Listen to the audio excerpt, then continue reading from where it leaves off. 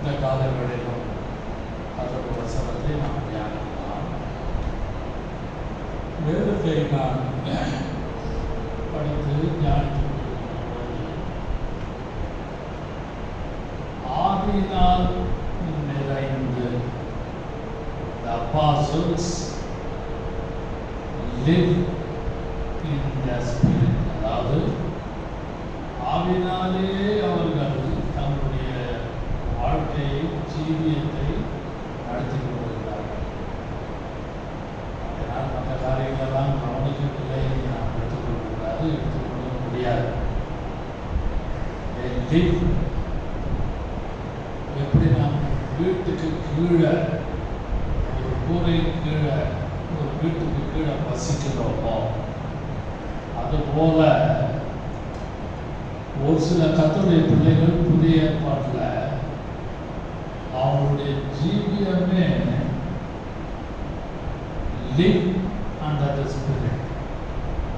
ஆவிக்குள்ளாகவே அவர்கள் ஜீவித்துக் கொண்டிருக்கிறார்கள். மாம்சத்தில் நாம் இருக்கிறோம். மாம்ச கிரியைகள், மாம்ச சுபாவங்கள் உண்டு. இதன் மத்தியிலே ஆவிக்குள்ளாக ஜீவிப்பது ரொம்ப கஷ்டம். கோபம் வரும், எரிச்சல் வரும், வைராக்கியம் வரும், கஷ்டமாக இருக்கும், சண்டை போடுவோம், ஆறுக்கு தர்க்கம் பண்ணுவோம். ஆனால் வேதத்தில் புதிய ஏற்பாட்டு காலத்தில் பார்க்கும் பொழுது 3 men அல்லது 3 apostles live in the spirit. அவங்க ஆவிக்குள்ளாக ஆவிக்குள்ளாக அப்படியே அவங்க ஜீவித்து கொண்டிருக்கிறார்கள். இந்த சம்பவத்தை படித்தால் தான் நமக்கு நன்றாக விளங்கும். 3 பேரை நான் முக்கியப்படுத்துகிறேன். அப்போஸ்தலனாகிய பவுல், திவ்ய வாசகனாகிய யோவான், அதாவது வெளிப்படுத்தின விசேஷத்தை எழுதின யோவான், இயேசுவின் அன்பாயிருந்த சீஷன் அவன். அது மட்டுமல்லாமல் அப்பல்லோஸ், அவனும் ஆவியிலே அதிகமாக ஜீவித்துக் கொண்டிருந்தான். 3 வசனத்தை சொல்லுகிறேன், ஆனால் பவுலை மட்டும் நாம் தியானிக்கலாம். அப்போஸ்தலனாகிய பவுல் 17ஆம் அதிகாரம் 14வது வசனம், Acts of the Apostles, chapter 17-16. If you read, it's very excellent and very beautiful. அந்த அத்தேனே பட்டணத்தில் பவுல் அவர்களுக்காக காத்து கொண்டிருக்கையில் அந்த பட்டினம் விக்கிரகங்களால் நிறைந்திருந்ததைக் கண்டு தன் ஆவியில் மிகுந்த வைராக்கியம் அடைந்து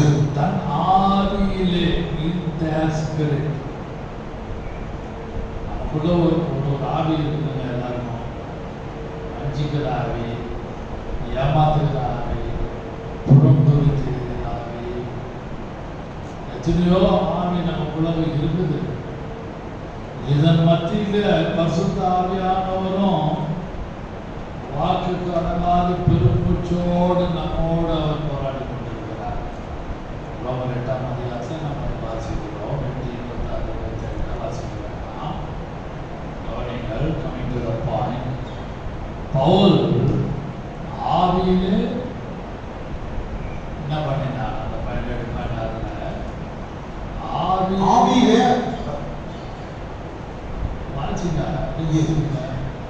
அந்த பட்டணம் விக்கிரகங்களை நிறைந்திருந்ததை கண்டு தன் ஆவியில மிகுந்த வைராக்கியம்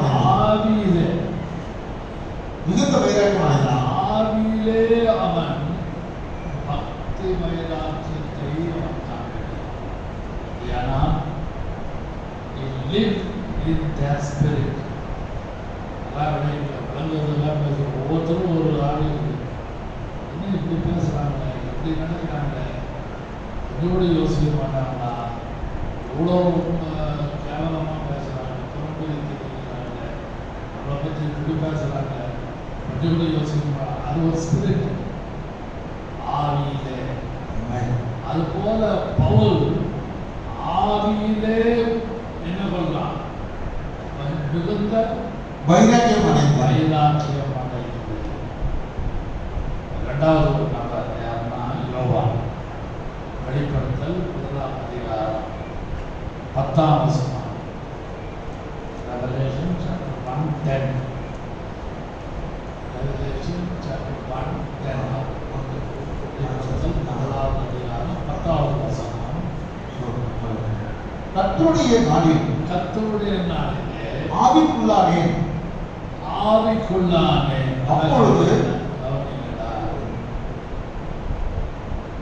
கர்த்தருடைய நாளிலே நான் ஆவிக்குள்ளானேன். இந்த ஸ்பிரிட். அதான் நம்ம யோசிக்கணும். மூன்றாவது நபர் அப்போஸ்தலர் 17ஆம் அதிகாரம் ஒரு வசனத்தை நான் சொல்றேன். அங்கே அப்போலோ பற்றி எழுதப்பட்டிருக்கிறது. அப்போஸ்தலர் 18ஆம் அதிகாரம் 25வது வசனம். அப்போஸ்தலர் 18ஆம் அதிகாரம். அவன் கர்த்தருடைய மார்க்கத்திலே உபதேசிக்கப்பட்டு யோவான் கொடுத்த ஸ்நானத்தை மாத்திரம் அறிந்தவனாயிருந்து ஆவியில அனலுள்ளவனாய் அனலுள்ளவனாய் கர்த்தருக்கு அடுத்தவர்களை அவருடைய ஆவியிலே அனலுள்ளவன். ஆவியிலே spirit. What manner of spirit ye are. இயேசு சீஷர்களையும் மற்றவர்களை அகற்றும் பொழுது இந்த ஆவி உடையவர்களாய் இருக்கிறீர்கள். What kind of spirit, what manner of spirit. இயேசு சத்தம் போடுறார், கடிந்து போடுறார். இந்த ஆவி வசனம் கொஞ்சமாக சொல்லலாம். அது இயேசு கடிந்து கொடுக்கிற ஒரு சம்பவம். அது சொல்லுகிற ஒரு வார்த்தை என்னவென்றால், அவர் அந்த இடத்திலே நாம் பார்ப்போமானால் அவர் ஆவியிலே அவர் சொல்றார், what manner of spirit ye are. இன்ன ஆவி உடையவர்கள் என்று எழுதப்பட்டிருக்கிறது. அதெல்லாம் நாம் பேரங்களை வச்சு சொல்வதற்கு இந்த திருவிழா நாளிலே நாம் ஆராய்ந்து பார்க்கிறோம். நமக்குள்ளே ஒரு ஸ்பிரிச்சுவல் ஒரு வைராக்கியம் இருக்கிறதா என்று யோசிக்கலாம். அதில் யோசிக்கலாம். முதலாவது பவுலை குறித்து மட்டும் இந்த காலை ஆராதனையிலே நாம் தியானிக்கலாம். அப்போஸ்தலர் அதே அதிகாரம் 17ஆம் அதிகாரம்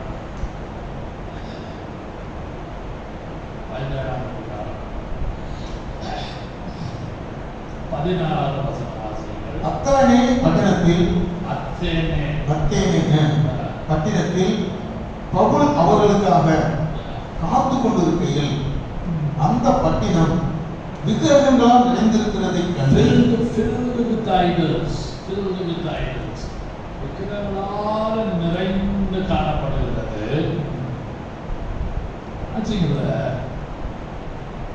விக்கிரகங்களால் நிறைந்திருக்கிறதை கண்டு தன் ஆவியிலே மிகுந்த வைராக்கியம் அடைந்து. அவனுக்கு ஒரு வைராக்கியம் வருது. அப்படின்னா ஒரு பிடிவாதம், ஒரு வைராக்கியம், ஒரு பிடிவாதம். அதான் ஆவின்னு. இது போல வீட்டில் தேவையில்லாத சண்டை பம்பு இழுப்பாங்க. அது ஒரு ஸ்பிரிட். எதையாவது பழசை யோசித்து பேசி தேவையில்லாத பேசி சண்டையை பம்பு இழுக்கிறது, அது ஒரு ஸ்பிரிட். எழுத்து பேசுறது ஒரு ஆவி, குறை பேசுறது ஒரு ஆவி, புறம்புரை தெரிகிறது ஒரு ஆவி. அது போல மனுஷனுக்குள்ளே ரட்சிக்கப்பட்ட பிறகு, ஞானசாரம் பெற்ற பிறகு, அபிஷேகம் பண்ணப்பட்ட பிறகு, அதாவது ஸ்பிரிச்சுவலாக யோசிக்கலாம். யாரானாலும் பேசுகிறதாலும் கேட்கிற யாரானாலும் பார்க்கிற யாரானாலும் நாம் கர்த்தருடைய விஷயத்தில் ஸ்பிரிட் எப்படி எந்த ஆவியில நாம் காணப்படுவோம். அந்த அத்தனை பட்டண ஏதென்ஸ் கிரீக் அந்த இடத்திலே காணப்படுகிறது. ஏதேன் பட்டம். அந்த ஏதென்ஸ் அதில் பக்தி வைராக்கியம், அதாவது ஆவியிலே மிகுந்த வைராக்கியம் கொடுக்கிறார். இந்த ஊர் அப்படி இருக்குது, இந்த வட்டாரம் அப்படி இருக்குது, இந்த சூழ்நிலை அப்படி இருக்குது என்று அவனுக்குள்ளே ஸ்பிரிட்ல ஆவியில ஒரு வைராக்கியம். நீங்களும் நானும் ரட்சிக்கப்பட்டு ஞானஸ்நானம் எடுத்து அபிஷேகம் பண்ணப்பட்டு கர்த்தருடைய விஷயத்தில் கர்த்தருக்கு அடுத்த காரியங்களில் வைராக்கியமாய் இருக்கிறோமா? பரிசுத்தாவியானவர் இந்த காலவெளியிலே நம்ம எல்லாரோடும் பேசிக்கொண்டோம். அன்பான கர்த்தருடைய நீங்கள் நானும் அதை கண்டிப்பாக உணர வேண்டும். ஆவியிலே தூண்டப்பட்ட His spirit was provoked within him. His spirit was provoked within him. ஆவியினாலே அவன் தூண்டப்படுகிறான். இப்படி இருக்குது இந்த நாடு, இந்த பட்டணம் இப்படி இருக்குது, இந்த வட்டாரம் இப்படி இருக்குது, இந்த தெரு இப்படி இருக்குது, சந்திக்க மாட்டீரா? இயேசுவே இருக்க மாட்டீரா? புறஜாதியோட இருந்தாவே சத்தியமையா என்று நீங்கள் நான் ஒவ்வொரு நாளும் ஜெபிக்கிறோமா என்று யோசிப்பார். திருவிருந்தை பங்கெடுப்பதற்கு முன்பாக, தொழுவதற்கு முன்பாக, உட்கொள்வதற்கு முன்பாக, அவருடைய சரீரத்தையும் அவருடைய ரத்தத்தையும் உட்கொள்வதற்கு முன்பாக are we provoked within the spirit? Our own spirit provoked us, நம்மை தூண்டி விடணும், நம்மை எழுப்பி விடணும். எதற்காக? சண்டை போட அல்ல, தர்க்கம் பண்ணுவதற்கு அல்ல, கர்த்தருடைய காரியத்தில் அல்லது அங்கே உள்ள விக்கிரங்களை கண்டு அவன் மிகுந்த வைராக்கியம் கொண்டிருக்கிறான். இந்த சம்பவத்தை நான் அதிகாரம் 17ஆம் அதிகாரம் 16ஆம் வசனத்திலிருந்து 31ஆம் வசனம் 34ஆம் வசனம் முடிய கொஞ்சம் படித்து பார்த்தேன். நிறைய குறிப்புகள் இருக்குது. ஒரு சில குறிப்புகளை மட்டும் நான் சொல்லி கடந்து போகிறேன். முதலாவது 26, 25 வாசியுங்கள். மனுஷ ஜாதியான சகல ஜனங்களையும் அவர் ஒரே இரத்தத்தினாலே தோன்ற பண்ணி பூமி மீதெங்கும் குடியிருக்க செய்து முன் தீர்மானிக்கப்பட்ட காலங்களையும் அவர்கள் குடியிருப்பின் எல்லைகளையும் 24 உலகத்தையும் அதில் உள்ள யாவற்றையும் உண்டாக்கின தேவனானவர் வானத்திற்கும் பூமிக்கும் ஆண்டவராய் இருக்கிறபடியால் கைகளினாலே கட்டப்பட்ட கோவில்களில் அவர் வாசம் பண்ணுகிறது இல்லை. 24, 25 வாசித்தா அவன் என்ன சொல்றான்? ஒரு வெளிப்படையாக he proclaimed the true God as a creator. வெளிப்படையாக உண்மையான கிரியேட்டர் சிருஷ்டிகர் யார் என்பதை அவன் அத்தனை பட்டணத்தாருக்கு அவன் வைராக்கியத்தோடு அவன் சொல்லுகிற ஆவியினாலே மிகுந்த வைராக்கியத்தோடே அவன் பேசுகிற வார்த்தைகள் என்ன? அத்தனை பட்டணத்தாரே அவன் சொல்லுகிற 24, 25 வசனத்திலே பார்ப்போமானால் உலகத்தையும் அதில் உள்ள யாவற்றையும் உண்டாக்கின தேவனானவர் வானத்தையும் பூமியும் ஆண்டவராயிருக்கிறார். கையில கட்டின கோவில்களில் அவர் வாசம் பண்ணுகிறது இல்லை. பேசுறது கவனிங்க, இவங்க கூட சொன்னா வாசிக்க பேசி. அதாவது குறிப்பு என்னவென்றால், முதலாவது என்ன ப்ரொக்ளைம் பண்றான், என்ன அறிவிக்கிறான்? The creator is a living God. சிருஷ்டிகர் தான் உண்மையான ஜீவனுள்ள தேவன் என்பதை 24ஆவது வசனத்திலே அவன் விளக்குகிறார். கைகளெல்லாம் கட்டப்பட்ட கோயிலில் அவர் வாசம் பண்ணுவதில்லை என்று சொல்லிவிட்டு 25வது வசனம் வாசிக்கலாம். எல்லோருக்கும் ஜீவனையும் சுவாசத்தையும் சகலத்தையும் கொடுக்கிற அவர் தமக்கு யாதொன்று தேவையானதை போல மனுஷ கைகளால் பணிவிடை கொடுக்கிறது இல்லை. அவர் ஜீவனையும் சுவாசத்தையும் சகலத்தையும் கொடுக்கிறவர் தமக்கு யாதொன்று தேவையானது போல மனுஷ கைகளால் பணிவிடை கொள்ளுவது இல்லை. ஏனால் அவர் சொல்லுகிறது, அந்த பவுல் அத்தனை பட்டணத்தாரே விக்கிரகம்தான் முக்கியம் அல்ல என்று சத்தமாக அந்த மாஸ் மேடையில் பிரசவம் பண்றான். இடத்துல இந்த வசனம் அந்த பெரிய பிரசங்கம் அது. அந்த பிரசங்கத்தை பார்த்தீங்கன்னா ரொம்ப வேடிக்கையாக இருக்கும், இன்ட்ரெஸ்டிங்காக இருக்கும். அவன் சொல்லுகிற ஒரு வார்த்தை, அவன் அறிவிக்கிறான். Proclaim the Creator. Proclaim the Creator. அவன் கிரியேட்டர் யார் என்பதை 24-25 வசனத்திலே படிச்சு நாம் சொல்லி கொடுக்கிறோம். நீங்களும் நானும் இந்த உலகத்திலே ஆவியிலே நாம் இருக்கிறபடினாலே, ஆவியிலே நடத்துகிறபடினாலே, ஆவியானவராலே அல்ல. அதான் விளைய கொள்ளுங்கள். அவனுக்கு கூட ஒரு ஸ்பிரிட் கிரியை செஞ்சது. என்ன கிரியை செஞ்சது? மிகுந்த வைராக்கியம், பக்தி வைராக்கியம் கொண்டு அவன் பேசுறான். அதான் அவன் கூட இந்த ஆவி. ஆவியானவர் என்று நான் சொல்லவில்லை. ஒவ்வொருத்தரும் ஒரு ஆவி இருக்குது. எழுத்து பேசுறது ஆவி, கெட்ட வார்த்தை பேசுறது ஆவி, திட்டி சபிக்கிறது ஒரு ஆவி. இதெல்லாம் இப்படிப்பட்ட ஆவிகள் கொண்டு வீட்டில் இதன் மத்தியிலே ஒரு ஆவி கிரியை செய்யும். பவுலுக்குள்ள என்ன கிரியை செய்தது? மிகுந்த ஆவியினாலே மிகுந்த வைராக்கியம் கொண்டு. அப்படியா நீங்களும் நானும் என்ன விளங்கிக் கொள்ள வேண்டும்? நமக்குள்ள ஒரு ஸ்பிரிட் இருக்கிற ஆவி. அந்த ஆவியை அந்த ஆவியினாலே நாம் வைராக்கியத்தோடு காணப்பட்டோம்.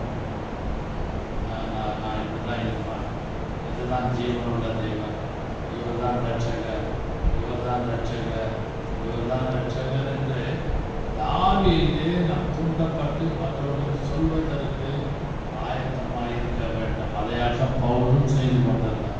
He proclaimed the true God as a creator. இரண்டாவதாக அதை 26ஆம் வசனம் வாசியுங்கள். மனுஷ ஜாதியான சகல ஜனங்களையும் அவர் ஒரே ரத்தத்தினாலே தோன்ற பண்ணி பூமி மீதெங்கும் குடியிருக்க செய்து முன் தீர்மானிக்கப்பட்ட காலங்களையும் அவர்கள் குடியிருப்பின் எல்லைகளையும் குறித்திருக்கிறார். மனுஷ ஜாதியான சகல ஜனங்களையும் ஒரே ரத்தத்தினாலே தோன்ற பண்ணி He created one blood. ஆதாமுக்கு என்ன ரத்தம் தேவன் கொடுத்தாரோ, ஏவாளுக்கு என்ன ரத்தம் இருந்ததோ, அதே ரத்தம் தான் இன்னைக்கு எல்லாருடைய சரீரத்தில் ஓடிக்கொண்டிருக்கிறது. மனுஷனா கண்டுபிடிச்சிருக்கிறான். A positive, B positive, negative, இப்படி அப்படி அந்த ரத்தம் இந்த ரத்தம் இருந்தாலும் சூட் ஆகும், மெடிக்கல் ஆகும், விஞ்ஞான ரீதியில். ஆனால் தேவன் என்ன செய்தார், எப்படியெல்லாம் செய்தார் என்பதை அங்கே நான் பார்க்கும் பொழுது, He proclaimed God's sovereignty. அவருடைய தேவன் அவர் இறையாண்மையை மனுஷனோடு எப்படி ஐக்கியப்படுத்தி இருக்கிறார். இயேசுவோடு தேவனுக்கு இருந்த அதே ரத்தம் தான் ஆதாம் உள்ளே காணப்பட்டது. ரொம்ப ஆழமான வார்த்தை. ஏற்றுக்கொள்ளக்கூடியவர்கள் ஏற்றுக்கொள்ளுங்கள். விளங்க முடியலன்னா யோசித்து பாருங்க. அந்த ரத்தம் எல்லாருடைய ஒரே யூனிஃபார்ம். அந்த இடத்துல there is no caste creed color. There is no caste creed color. ஒன்றே ஜாதி மத பேதம் ஒன்றில்லை. ஒரே ரத்தத்தினாலே எல்லாரையும் தோன்றப்பட்ட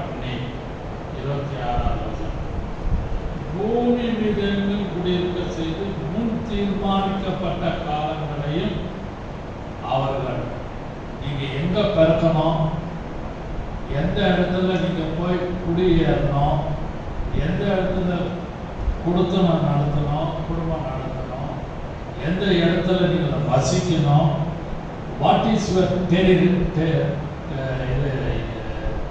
border, what is your territory, what is your border, where is your border, எல்லை எங்க, உங்களுடைய எல்லை எங்க, எங்க குடியிருக்கணும் தேவன் குறித்திருக்கிறபடினால இன்றைக்கு நீங்களும் நானும் அந்த இடத்துல தான் வசிக்கிறோம்.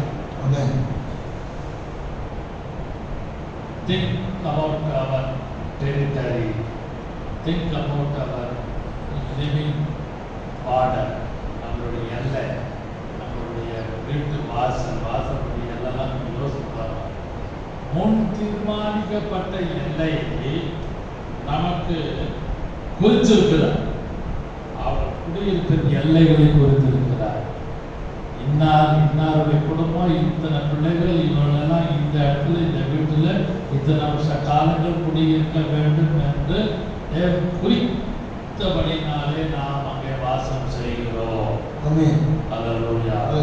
இதெல்லாம் அவன் அத்தனை பட்டணத்தாரே என்று அவன் ஜனங்களுக்கு proclaiming the Creator, he is proclaiming the sovereignty of God. தேவனோடு மனுஷனோடு எப்படியெல்லாம் கடவுள் தேவன் உறவாடுகிறார், ஒரே ரத்தத்தினாலே உண்டாக்கி இருக்கிறார். இதெல்லாம் அவன் பேசுகிறான். கடவுளுக்கு நீங்கள் நானும் நன்றாக விளங்கிக்கொள்ள. மூன்றாவதாக 27ஆம் வசனம் 28ஆம் வசனம் வாசிக்கலாம். கர்த்தராகிய தம்மை அவர் தடையாகிலும் கண்டுபிடிக்கத்தக்கதாக நம்மை தேடும்படிக்கு அப்படி செய்தார். அவர் நம்மில் ஒருவருக்கும் தூரமானவர் அல்லவே. ஏனெனில் அவருக்குள் நாம் பிழைக்கிறோம், அசைகிறோம், இருக்கிறோம். அப்படியே உங்கள் புலவர்களிலும் சிலர் நாம் அவருடைய சந்ததியார் என்று சொல்லி இருக்கிறார்கள். 27, 28 எதை காண்பிக்கிறது? That God, the Creator is very near. எப்படியாயிலும் தடவியாயிலும் கண்டுபிடி.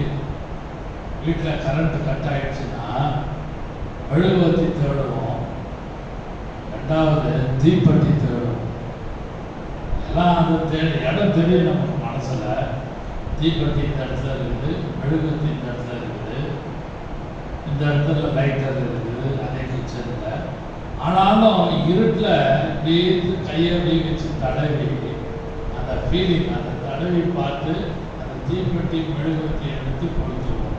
அது போல உதாரணத்துக்கு நான் சொல்கிறேன், அது போல பவுல் அத்தனை பட்டணத்தாரை விக்கிரங்களிலிருந்து திருப்புவதற்காக, அந்நிய தெய்வங்கள் மத்தியிலிருந்து உண்மையான உயிருள்ள கிரியேட்டர் அவரிடத்தில் திரும்புவதற்காக வார்த்தையை முக்கியப்படுத்தினார்.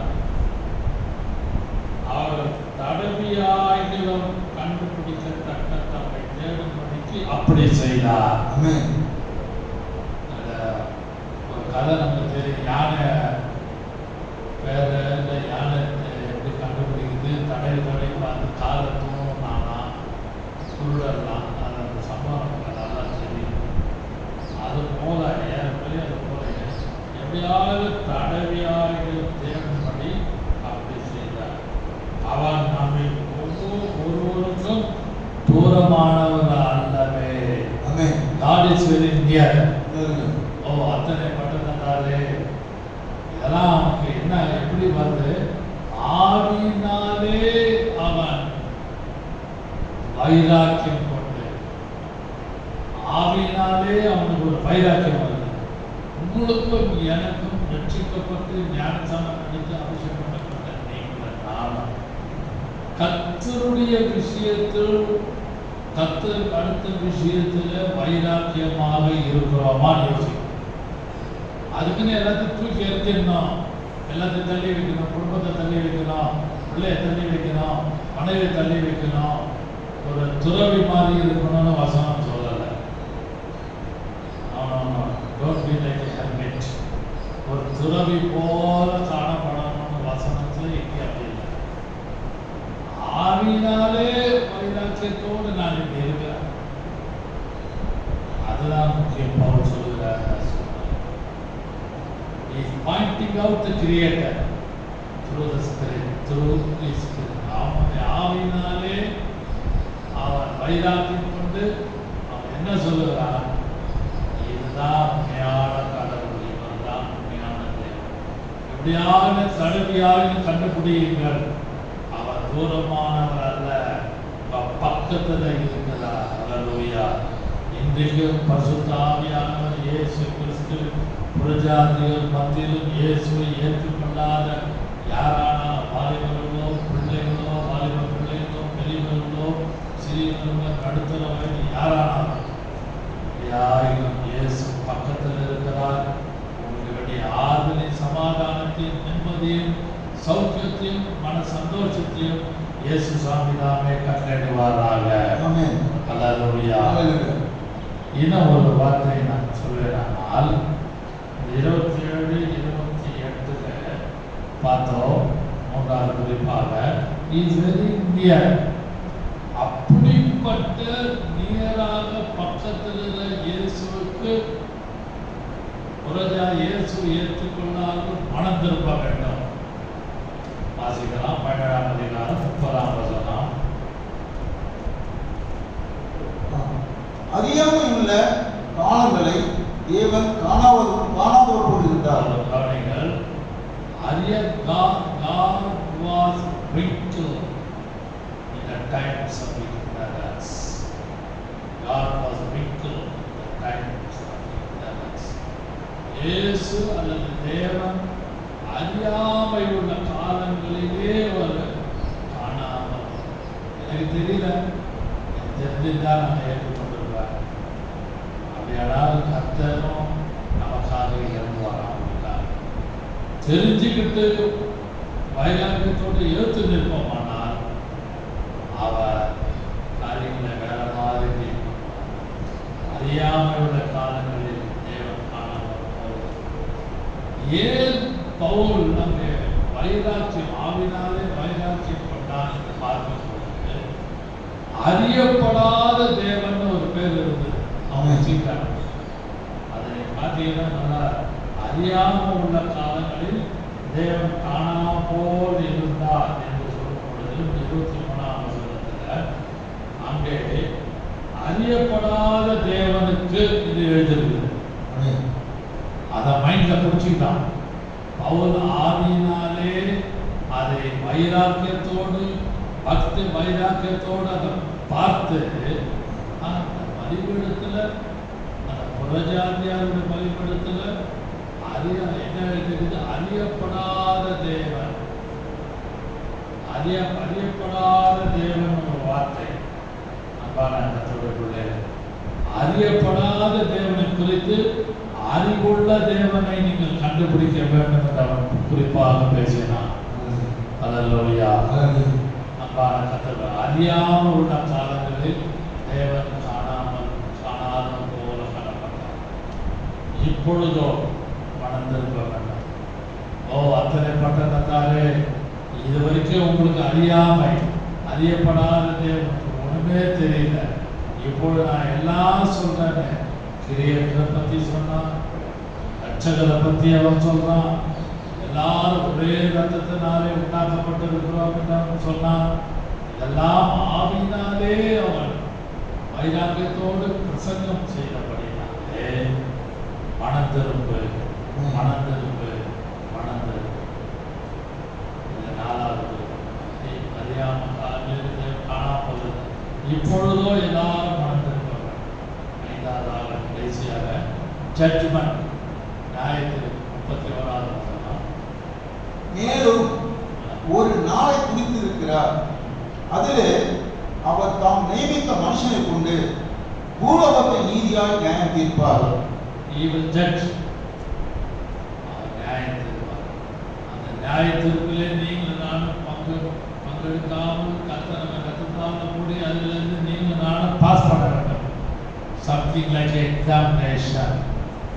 நியாயத்திலிருந்து கர்த்தர் நம்ம விடுதலை கொடுத்து பரலோகத்திலே பத்திரமாக கொண்டு போய் சேர்ப்பாராக. ஹல்லேலூயா. அன்பான கர்த்தருடைய பிள்ளைகளே, கர்த்தர் தாமே நம்மை ஆசீர்வதிப்பாராக. அவன் ஆவியினாலே மிகுந்த வைராக்கியம் கொண்டபடினாலே அவன் ப்ரொக்ளைம் பண்ணான். என்ன அறிவித்தான்? வெளிப்படையாக ஒரு தேவன் இருக்கிறார் என்று அறிவித்தான். என்ன அறிவித்தான்? He is a living creator. Creator பற்றி அறிவித்தான். அவன் ஆவியினாலே வைராக்கியம் கொண்டபடினாலே அவன் எல்லா மனுஷரின் தேவன் ஒரே ரத்தத்தினாலே உண்டாக்கினார் என்று அறிவித்தான். அவன் ஆவினாலே வைராக்கியம் கொண்டபடினாலே இயேசு கிறிஸ்து அல்லது தேவன் இஸ் வெரி நியர், பக்கத்தில் அருகாமையில் இருக்கிறார், தூரமானவர் அல்லவே. ஆவியினாலே வைராக்கியம் கொண்டபடினாலே மனம் திரும்புங்கள் என்று சொன்னார். ஆவியினாலே வைராக்கியம் கொண்டபடினாலே தேவன் நியாயாதிபதியாக உலகத்தை நியாயம் தீர்ப்பார் என்றார்.